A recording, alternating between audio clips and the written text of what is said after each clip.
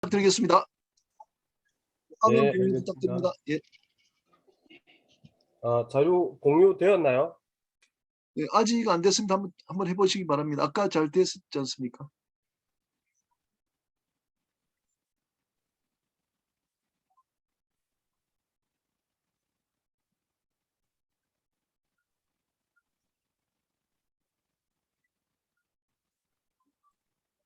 되었나요?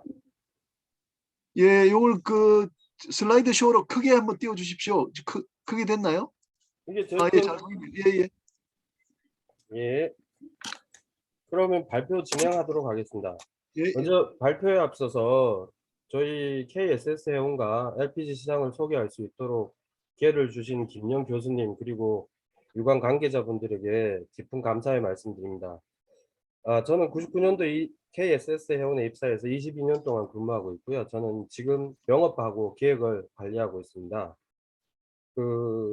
실제 좀 전에 교수님들이 여러 말씀을 해주셔갖고 이미 많은 부분들이 노출이 된 것 같은데요.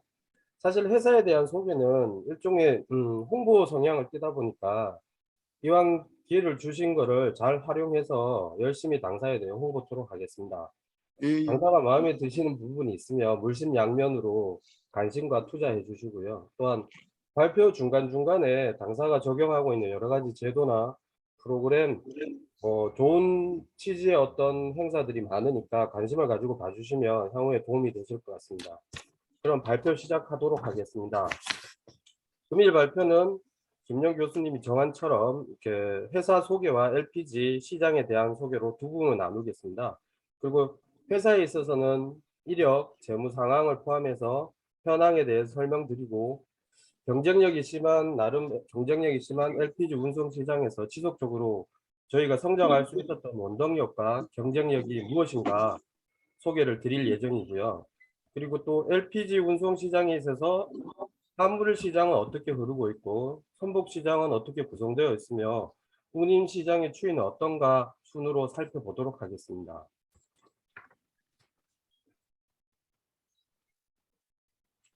먼저 이력을 말씀드리면 아시는 분은 아시겠지만은 대한해운공사 재직하셨던 저희 회사 창업주 박종규 고문님께서 1969년도에 코리안 케미컬 캐리어스를 설립하게 됩니다.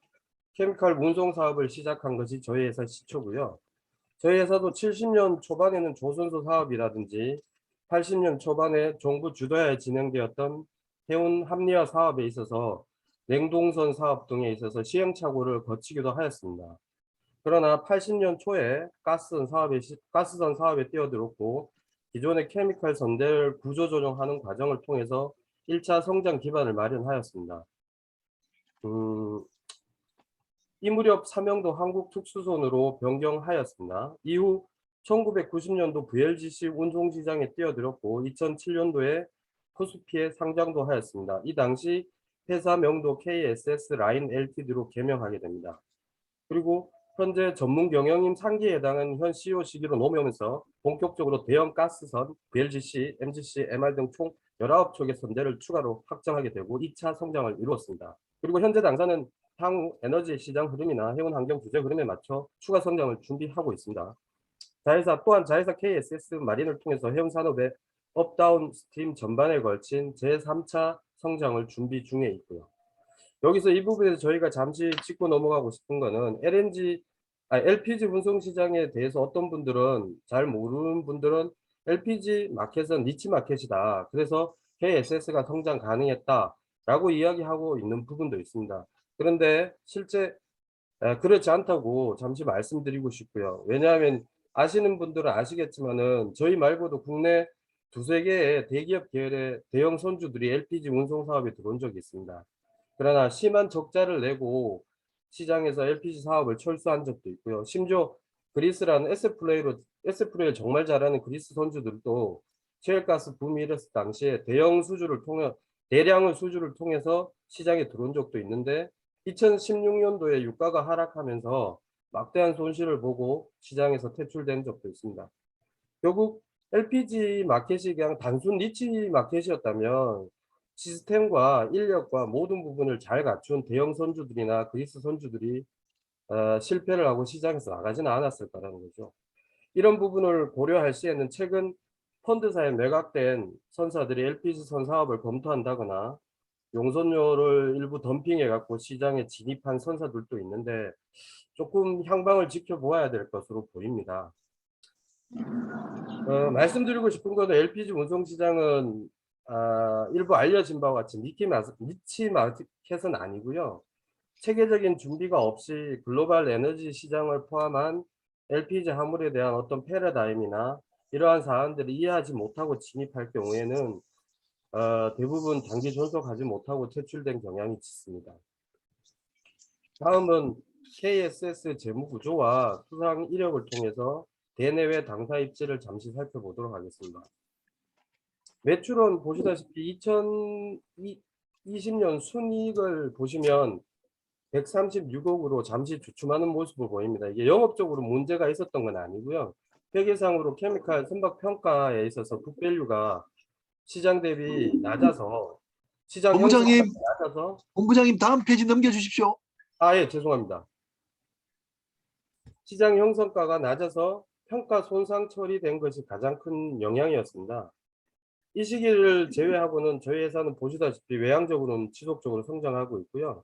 금년도 2021년도 되면 매출 3,100억, 영업이익 600억, 순이익 560억의 실적을 달성할 것으로 보입니다. 하부 주요 수상 이력을 보시면 해수부나 해운신문, 고용노동부, 여러 민간 단체들로부터 대표이사, 은탑, 산업훈장 등을 포함하여 여러 수상을 통해서 회사의 내부를 인정받고 있고요. 내실을 인정받고 있으며 이는 당사가 재무적 활동 외에도 조직 문화라든지 사회적이고 시대적으로 요구하는 어떤 가치에 대해서 내실을 공고히 하고 있다는 것을 반증할 수 있다고 볼 수 있겠습니다. 다음은 저희 회사 그 주식 현황에 대해서 살펴보겠습니다. 앞에 살펴봤던 이런 경영 성과들이 증권 시장에서는 어떻게 받아들여지고 있는지, 당사 투자한 분들에게는 또 우리가 저희 회사가 어떻게 보상하고 있는지에 대해서 잠시 설명드리도록 하겠습니다. 당사 주가를 보시면 2012년 이후 지속 성장세에 있습니다. 물론 뭐 코로나 시절에 일부 주춤하기는 했으나 다행스럽게도 지속적으로 성장하고 있고요. 2021년은 2012년 대비 약 7배 상승한 효과를 냈습니다. 상승한 가격을 형성했습니다. 또 이런 성장에 맞춰서 당사 내부적으로도 24년 연속 배당을 진행하고 있고요. 그리고 지속적으로 배당 총액을 증가시켜서 수익을 배분해 드리고 있습니다. 2014년 대비 2020년은 거의 3배 수준이고 배당 총액도 3배로 증가했습니다. 또한 외부뿐만 아니라 내부 회사 조직원들에게도 창업주와 현 경영진의 의지로 인해서 성과 공유제라는 프로피시어라는 제도를 도입하였고요.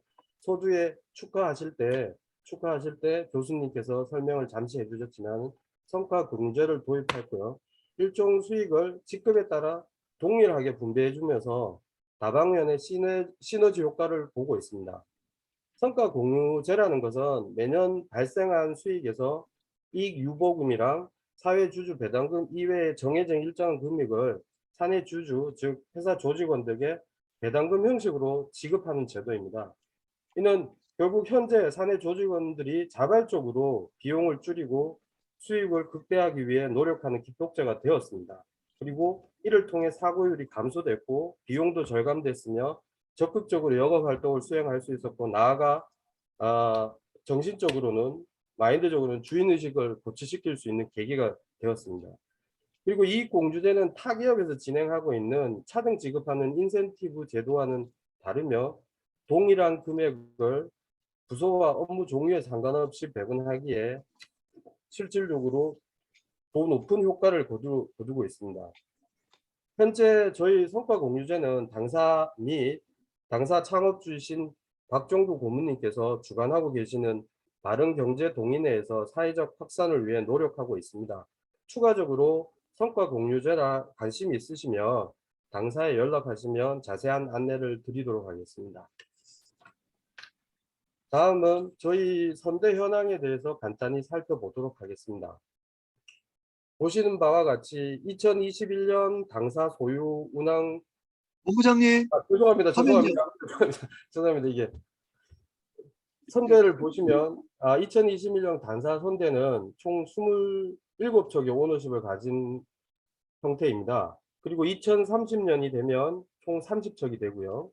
그리고 그 부분에서 이제 VLGC 16척을 보실 수 있는데 이 부분은 글로벌 시장 5위에 해당되는 보유 선봉량입니다.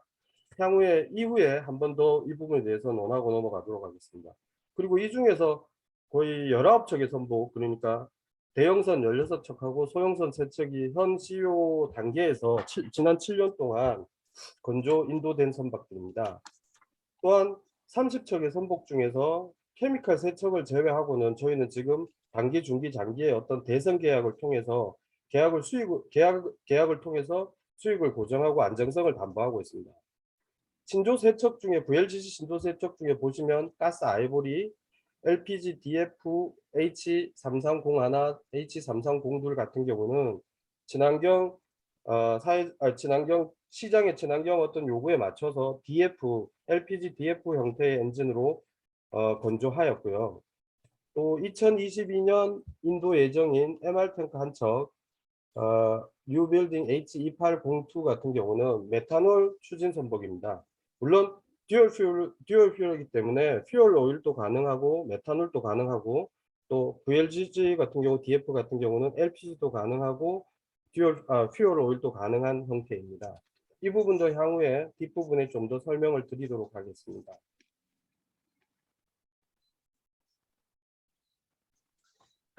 그러면 이런 경영 실적을 이루는 데 있어서 근간이 된 당사의 어떤 경쟁력이나 힘은 어디에 있는가에 대해서 한번 살펴볼 필요가 있다고 생각합니다.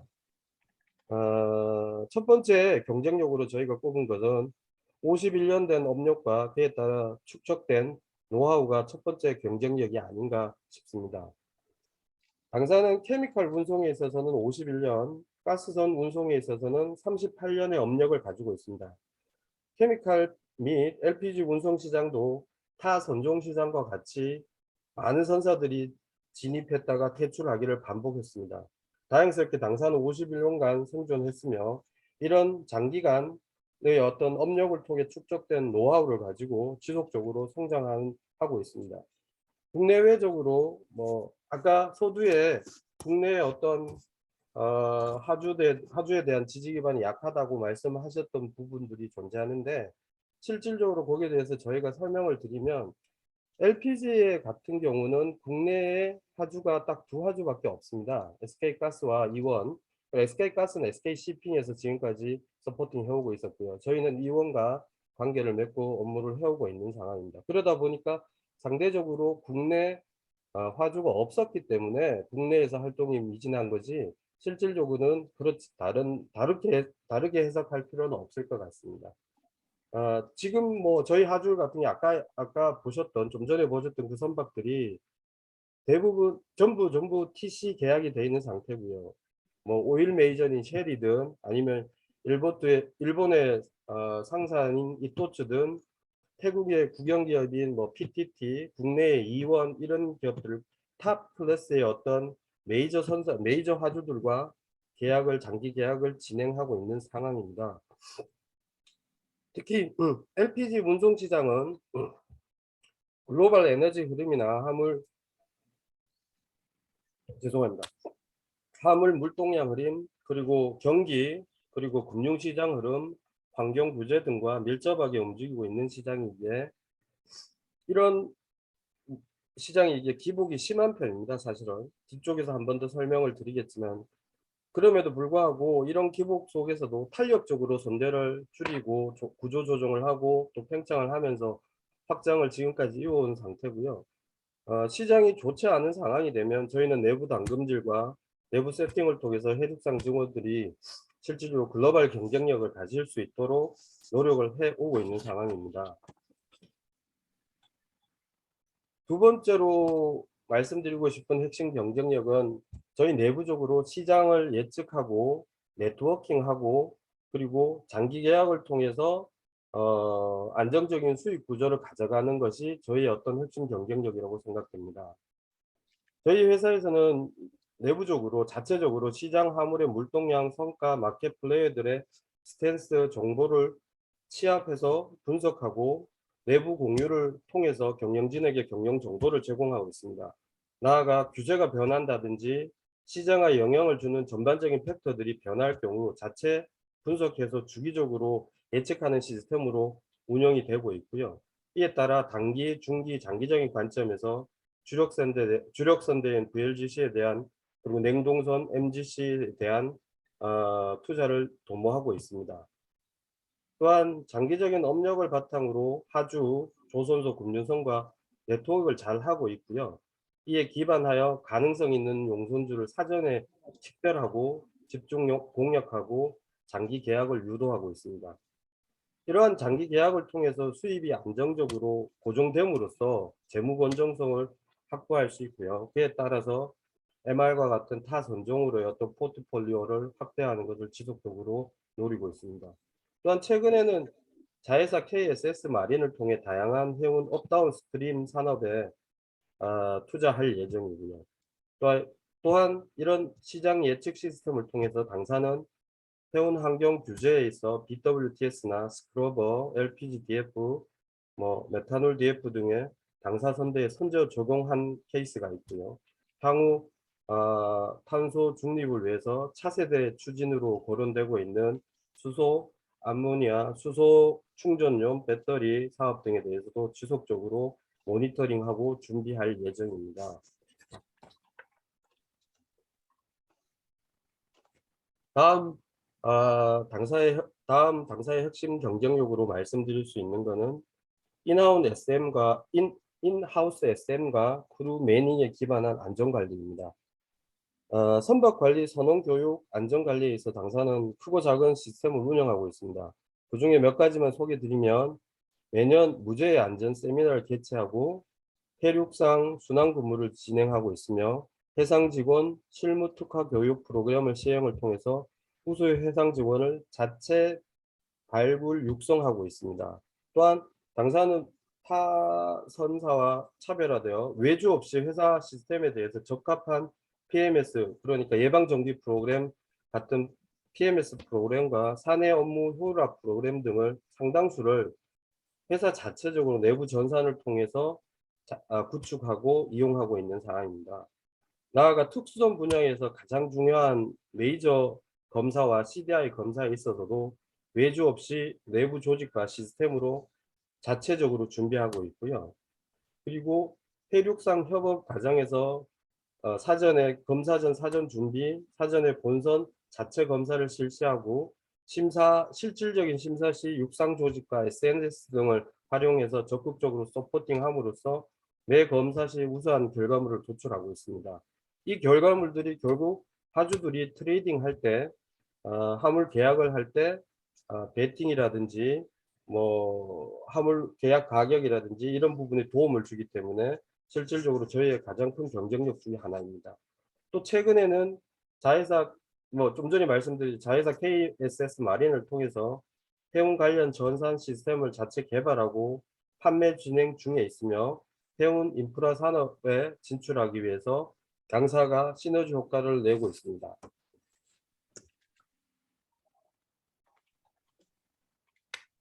다음 경쟁력은 낮은 사고율에 근거한 당사의 하이 퍼포먼스입니다. 전반적으로 얘기들이 조금씩 이어지는 부분이 있으나 조금씩은 다르기 때문에 제가 별개로 발표를 드리도록 하겠습니다. 앞에 살펴본 바와 같이 경영진의 안전에 대한 관심과 경영 활동, 그리고 당사 시스템에 맞도록 자체 개발된 각종 프로그램, 그리고 인하우스 SM, 그리고 인하우스 SM을 통한 로열티가 내재된 승무원들의 퍼포먼스, 그리고 성과 공유제를 통한 조직원들의 어떤 로열티, 자발적인 업무 지행, 이런 것들의 전반적인 시스템들의 요소가 합쳐져서 결국 그래프에서 보시다시피 사고 발생률이 마켓 대비 최소화되고 있습니다. 그래프상 국내 전체 손해율과 당사 손해율을 비교해 보면 어깨 대비 매우 낮은 수준으로 유지하고 있고요. 결국 이런 요소들이 톱니바퀴처럼 맞물려서 종합적으로 하이 퍼포먼스를 내고 있는 게 아닌가 싶습니다. 용선 시장에서는 이런 부분들 때문에 KSS 하면 신뢰할 수 있는 회사다라는 인식이 이미 자리 잡고 있고요. 그러다 보니까 기존에 했던 계약을 했던 용선주인데 추가 계약을 할 수도 있고 갱신 계약도 할 수 있는 중요한 요소로 자리 잡고 있습니다.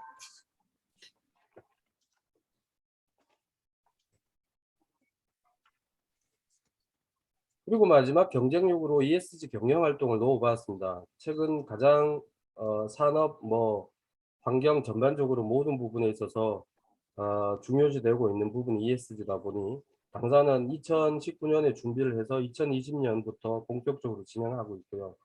국내에 많은 ESG 기관이 있습니다. 한 130여 개국, 130여 개 기관이 있는데 그중에서 평가 기관 중에서 국내에서는 서스틴 베스트와 한국 기업 지배구조원이 가장 신용 있는 평가 기구로 평가받고 있기에 당사는 두 평가 기관을 통해서 평가를 의뢰하고 자체적으로 업그레이딩을 하고 있습니다. 2021년 서스틴 베스트로부터는 이미 A 등급을 받았고요. 그리고 2020년 그 한국 지배구조원으로부터는 B프를 받았는데 2021년은 지금 진행 중에 있습니다. 아마 10월 말쯤이면 결과가 나올 것 같고요. 이런 차원에서 저희는 이제 ESG 다 아시다시피 환경, 사회, 지배 구조에서 선제적으로 대처를 하고 있기 때문에 지속적으로 환경과 사회적 가치에 중점을 둔 기업으로 평가될 수 있을 것으로 보입니다. 이는 또 향후에 용선주들, 화주들에게 재무 건전성뿐만 아니라 비재무적 건전성을 확인받을 수 있는 어떤 지표가 될 것이고 계약에 있어서도 우위를 점해 나가는 중요한 요소가 될 것으로 판단하고 있습니다. 또한 이런 노력의 일환으로 연결선상으로 매년 지속 가능 경영 보고서를 발간하여 재무적, 비재무적 지속 가능 경영 성과를 투명하게 공개하고 있고 용선주들의 니즈에 부합되도록 하고 있습니다. 장기적으로는 앞에도 말씀드렸듯이 CO2 제로 에미션 달성을 목표로 세계 규정과 시장 니즈에 맞는 선대 구축을 진행할 예정입니다. 지금까지 회사에 대한 소개를 하였습니다. 그리고 지금부터 LPG 시장에 대해서 간단히 살펴보도록 하겠습니다.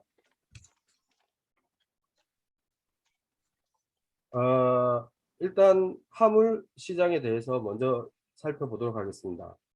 그래프에서 왼쪽 그래프에 보시다시피 LPG 화물량은 지속적으로 성장을 하고 있습니다. 성장세는 좀 주춤하지만 성장을 하고 있습니다.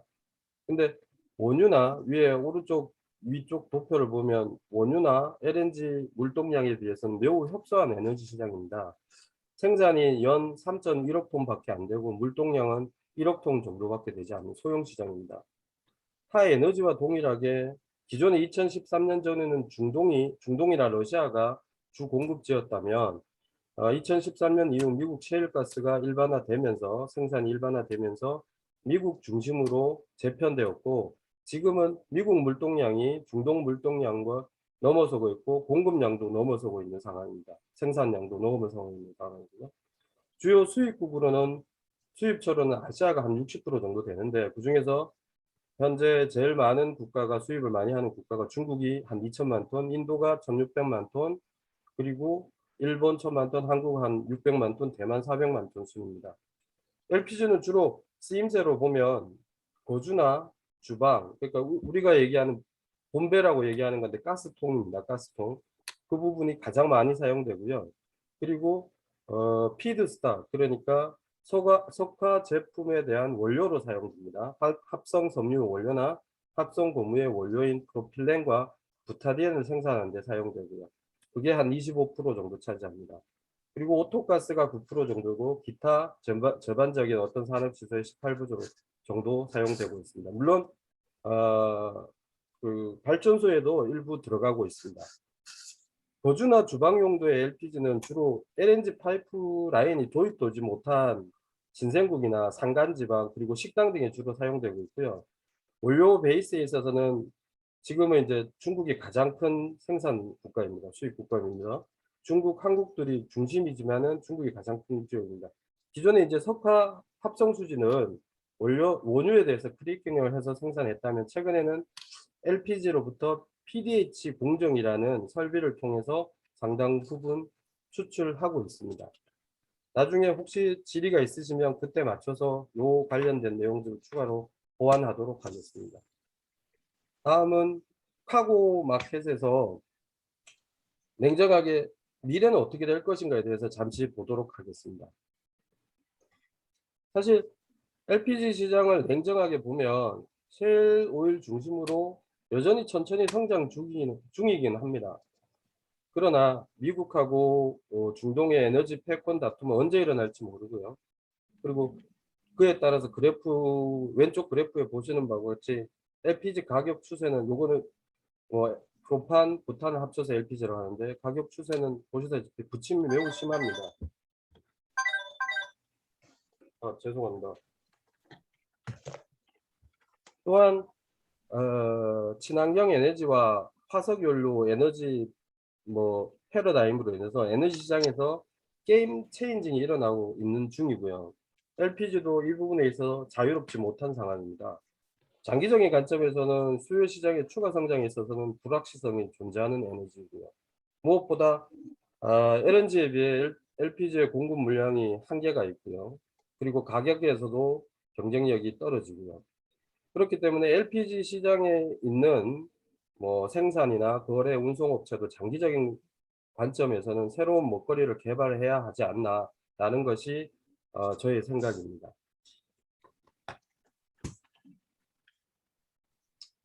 다음은 운임 마켓에 대해서 설명을 드리도록 하겠습니다. 앞서 카고와 선대에서 여러 가지 얘기를 드렸지만은 VLGC 시장 운임은 드라이 벌크하고 동일하게 이것도 액체 벌크이기 때문에 위키드 벌크이기 때문에 발틱이 존재하고 BDI 지수가 존재하고요. 주로 중동과 극동, 미국과 극동으로 나눕니다. 미국과 극동에는 파나마를 경유하는 케이스로 BDI가 나오고 있고요. 양 루트의 움직임은 물론 트레이딩 마진에 따라서 조금씩 시기적절하게 바뀌기는 해도 대부분 유사한 움직임을 보이고 있습니다. 상기 그 그래프를 보시면 중동, 극동의 지수인데 거기서 볼 수 있듯 여타 선종하고 비슷하게 국제 경기라든지 LPG 화물 대비 타 에너지 가격 움직임이라든지 선복의 수요와 공급 논리에 따라서 보시면 톤당 20불에서 140불 때까지 오르는 부침이 아주 심한 시장입니다. 특히 미국이 LPG 및 타 에너지 재고 수준과 그리고 정책 상황과 밀접하게 연동되고 있고요.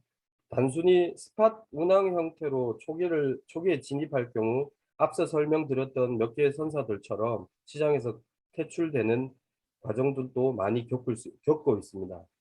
마켓에서는 그런 차원에서 스팟 운영 성사는 약 30%도 미치지 않고요. 대부분 빅 메이저 회사이고요. 그리고 외에는 대부분의 선복의 70%의 선복은 1년에서 10년의 TC 계약으로 운영되고 있는 상황입니다.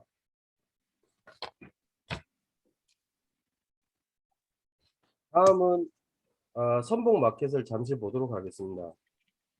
앞서 여러 가지 설명을 드렸듯이 LPG 시장이 물동량도 협소하고 에너지 정책이라든지 경기도 많이 타고 그리고 운임 변동도 심하고 그리고 한편으로는 물동량도 한계가 있고 그런 차원이 다 녹아져 있다 보니까 실질적으로는 선복도 매우 협소합니다. 아마 거의 제일 적은 선복이 움직이는 시장으로 보입니다. 매우 폐쇄적이고요. 플레이어들도 보면 지금 전체 선복수가 오더북 포함해서 389척밖에 되지 않습니다. 지금 현존하는 게 314척이고요. 오더북 75척이고요. 그 중에서 이제 현존선 중에 291척만 운송에 투입되어 있고 나머지는 스토리지 플랜으로 사용되고 있습니다. 그리고 최근 경향상으로는 최근 이 VLGC 건조 시장의 경향은 앞서 말씀드린 대로 환경 논리로 인해서 LPG 듀얼 퓨얼, LPG도 사용할 수 있고 퓨얼 오일도 사용할 수 있는 그런 형태로 선박들이 건조 오더되고 있는 상태고요. 최근에 기존 선박을 리트로핏한 선박 15척을 제외하면 대부분이 최근에 지어진 최근에 계약된 선복입니다. 그리고 조선소의 어떤 조선 환경을 잠시 보면 최근에 이제 1-2년간 성과 상승을 했고요. 조선소 슬롯이 백로구 기준으로 봤을 때 3.2에서 3.5년으로 이미 넘어가서 2025년이 슬롯이 있는 거, 그리고 가격이 높은 점 등을 감안할 때 당분간 아마 1-2년간은 선복 건조가 오더가 많지 않을 것으로 보입니다. 그리고 뭐 매번 말씀드리지만 지금 현재 선주들에게 가장 큰 도전은 타 선종에도 그러겠지만은 LPG 시장도 환경 규제입니다. 향후 설령 20년 이상 된 선복들은 이제 좌측 하단 도표 좌측 하단에 선복의 설령이 나오는데 20년 이상 된 선복들의 경우에는 향후에 마켓에서 아마 경쟁 요율 과정을 거치면서 퇴출되지 않을까 싶습니다. 그렇다면 이제 그 역으로 현재 마켓에서 경쟁 우위의 가장 큰 키포인트는 뭔가라고 봤을 때 이 선박이 올드 파나막스인가, 그리고 친환경 선박인가, 그러니까 LPG DF 엔진의 선박인가, 그리고 선령은 어느 정도 되는가, 요게 해당되는 부분들이 가장 이슈가 되고 있고 가장 경쟁 우위며, 향후에는 이 부분들이 운임으로 결국 이제 용선 레이트나 스팟 운임에서 명암이 갈릴 것으로 보입니다. 또 하나하나 잠시 설명을 드리면 기존에는 네오파나막스가 생기고 난 후에는 네오파나마도 부킹이 가능했던 시스템이었으나 최근 금년도부터 물리적으로 부킹이 불가능한 시스템으로 변경되었습니다. 그게 LNG 선박과 컨테이너 선박이 우선권을 주다 보니 상대적으로 LPG 선박은 부킹이 물리적으로 불가능한 상황이 됐고요. 거기에 비해서 올드 파나막스는 여전히 부킹이 가능하다 보니까 올드 파나마인가 네오 파나마인가에 따라서 선박 운임 경쟁력은 상당히 차이가 있을 것으로 보입니다. 그리고 좀 전에 말씀드렸듯이 이 선박이 LPG DF인가 스크러버를 가지고 있는가, 아니면 그냥 컨벤셔널인가 F4를 쓰고 있는가, 이런 거에 따라서 코스트와 또 용선주의 어떤 ESG 경영에 부합하나 따라서 향후에 운임 레이트에 상당히 차별화가 일어날 것으로 보입니다. 그리고 설령은 왜 그런가라고 말씀드리면 EXI, EDI, CII에 대해서 들어보셨고 아마 이미 여기서 협의가 되셨을 거로 보이는데, 향후에는 결국은 EPL 결국 엔진 파워 리미테이션을 해서 RPM을 떨어뜨리고 선박 엔진 출력을 낮춰서 어, 유- 원유를 F4를 사용하는 것을 떨어뜨려라. 그래서 CO2 배출을 감소시켜라라는 것이 EXI고 EDI라면, 결국 CII도 동일하게 내년 검사를 받고 시험을 쳐야 되는 상황입니다. 그게 이미 MEPC에서 77차에서 나왔듯이 장기적으로 2026년까지 11% 가스성 같은 경우는요. 그리고 2030년까지 30%뭐 이런 식으로 지금 진행될 예정입니다. 다만 LPG DF의 경우는 2030년까지 추가 감속이 필요가 없고요. LPG를 쓸 경우. 그 외에 기존의 어떤 컨벤셔널 배의 경우에 있어서는 선형 엔진의 타입에 따라서, 그리고 엔진의 어떤 우수성에 따라서 EPL이 달라질 것으로 보입니다. 결국 속도가 줄어드는 것이 경쟁력이 될 것이고, 속도가 줄어드는 부분이 경쟁 열의가 될 것이고, FOC에도 영향을 줄 것이기 때문에 결국 최근에 나온 선박들이 좋은 엔진과 좋은 FOC도 좋고 엔진도 좋고 EPL이 상대적으로 적을 것이라는 그 기준 하에서는 실질적으로 선령이 낮은 선대가 경쟁 우위가 있고, 이것이 결국은 향후에 운임의 갭을 만드는, 그리고 시장에서 경쟁 열의와 우위의 어떤 명암을 가르는 하나의 요인으로 작용할 것으로 보입니다. 추가하여서 그렇다면 앞서 제가 뒤에서 잠시 말씀드리고 했었던 당사 선대에 대해서 한번 비교를 해보도록 하겠습니다. 저희가 보시다시피 지금 오너십 베이스는요, 세계 5위권입니다. 한 7%의 배를 가지고 있고요.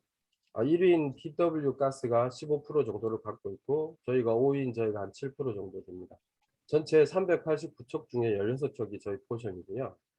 그리고 앞서 말씀드렸던 네오 파나마과 올드 파나마에 대해 설명을 드렸는데 대부분 네오 파나마고 올드 파나막스는 전체 선복 389척 중에 41척인데 그중에 저희가 7척을 가지고 있는 상황입니다. 상당히 경쟁력이 있는 상황이 될 것이고요. 친환경 선대로 말씀드릴 것 같으면 스크러버까지 포함한 상황인데 여기 이제 마켓에서 180척 정도 된다면 저희는 스크러버나 DF로 합치면 11척 정도 보유하고 있고 16척 중에 11척인 거죠. 그리고 마켓 평균 전령이 그나마 최근에 많은 건조와 인도가 있어서 많이 다운돼서 지금 10년이지만은 실질적으로 저희 같은 경우는 4년입니다. 평균 에버리지가. 에버리지 연령이 4년입니다. 그러다 보니까 마켓 대비 상당히 경쟁력 있는 선대를 구축하고 있다고 해도 과언이 아닐 것입니다. 결국 이 부분이 모든 부분에 명암을 갈릴 것이고요. 저희는 이미 설령부터 시작해서 DF 엔진이라든지 스크러버라든지 그리고 여러 가지 환경에 대한 규제에 대해서 사전에 다 준비를 해온 상황이기 때문에 향후 IMO 규정에 따라서 추가로 저희가 엔진 타입이 어떻게 변할 것이고 그리고 어떤 식의 건조가 일어날 것에 맞춰서 저희는 추가로 준비를 할 예정입니다.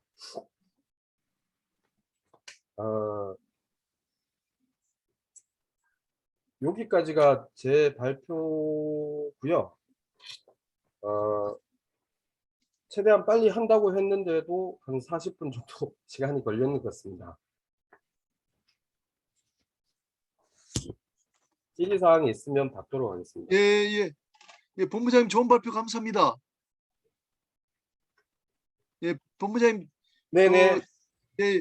그 회사 우선 회사 소개와 또 그 LPG 시장에 대한 그 좋은 말씀을 해 주셨습니다. 그리고 그 KSS 해운이 세계에서 그래도 그 시장에서 이제 선도적인 역할을 하고 있다. 그 예까지 이렇게 들어 주셨습니다. 자, 그러면요.